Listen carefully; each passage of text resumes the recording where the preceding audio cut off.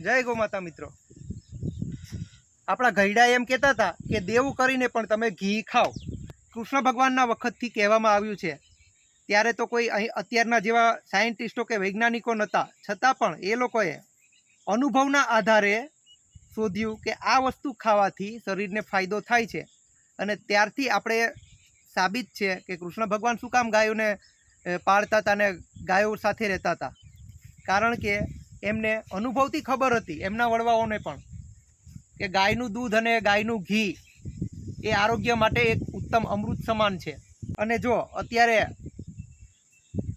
IVF હોસ્પિટલો, test tube બેબીની જે દુકાનો ખુલી છે, એનાથી તમારી આવતી પેઢીને જો બાળકો ઉત્પન્ન કરવા માટે ત્યાં ના મોકલવા હોય તો તમારા બાળકોને અત્યારથી જ ઘીનો ખોરાક આપો।